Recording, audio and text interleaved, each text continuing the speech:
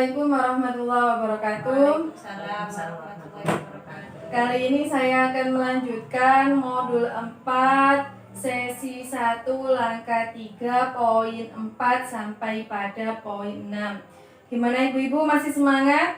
Masih semangat. Nah ibu-ibu tadi sudah dibagi menjadi 4 kelompok. Nah dari 4 kelompok itu tadi sudah berdiskusi mengenai perlakuan baik dan perlakuan buruk. Nah ini coba ibu-ibu perhatikan dan dibandingkan dengan hasil diskusi dengan kelompoknya tadi. Di sini ada yang namanya matrik jempol. Nah ini kalau jempol ini berarti perlakuan baik, dan kalau jempolnya ke bawah ini adalah perlakuan buruk. Kita bahas yang perlakuan baik dulu, Bu.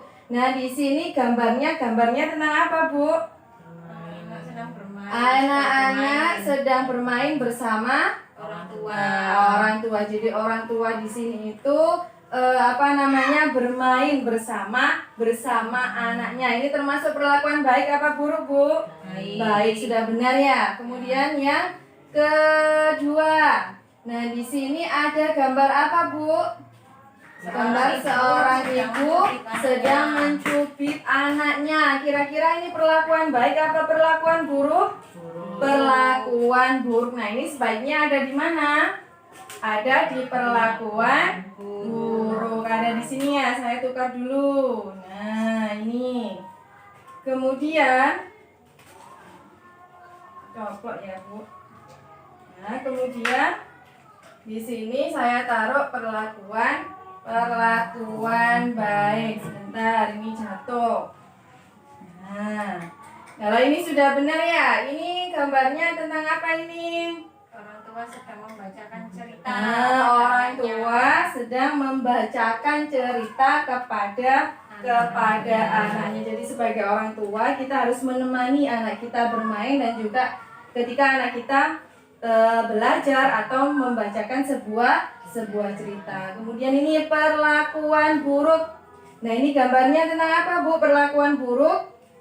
Seorang Ayah ayah menyuruh anaknya keluar dari rumah. Nah, seorang ayah menyuruh keluar atau mengusir anaknya dari rumah. Ini bukan perlakuan baik, ini perlakuan buruk. Dan yang ini tadi ibu mencubit anaknya. Ini akan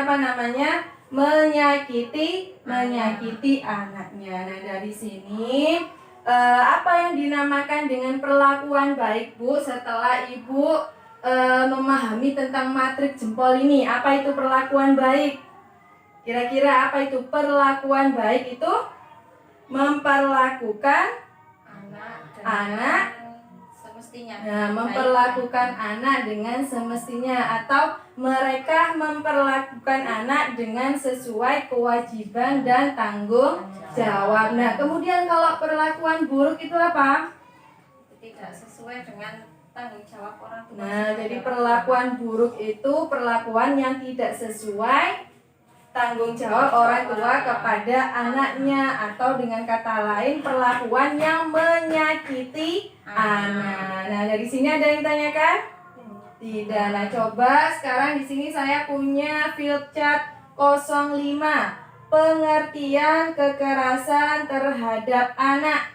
Kekerasan terhadap anak adalah setiap perbuatan terhadap anak yang berakibat timbulnya kesengsaraan atau penderitaan secara fisik, secara mental, seksual, psikologis, termasuk penelantaran dan perlakuan buruk yang mengancam integritas tubuh dan merendahkan martabat anak. Jadi kekerasan itu perbuatan yang tidak baik dan bisa menimbulkan penderitaan ya, baik itu secara fisik, contohnya tadi dicubit.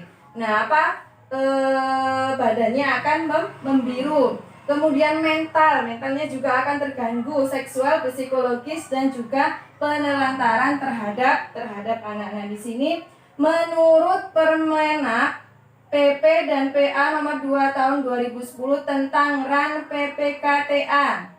yaitu setiap perbuatan yang mengakibatkan penderitaan baik fisik, psikis, seksual, dan sosial terhadap anak. Jadi ini adalah kekerasan, pengertian kekerasan terhadap anak menurut Permenak PP dan PA ya tahun 2010.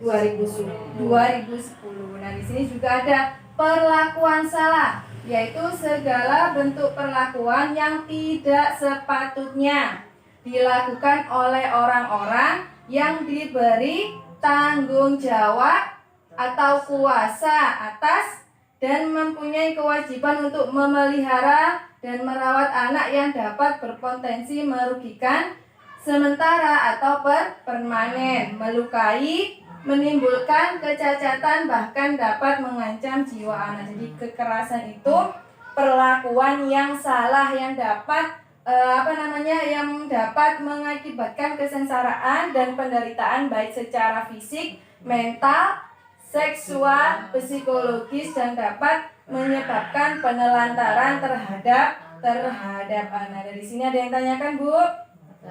Boten. Nah, mungkin cukup sekian dari saya. Nanti langkah selanjutnya akan disampaikan oleh teman saya. Saya akhiri. Assalamualaikum warahmatullahi wabarakatuh.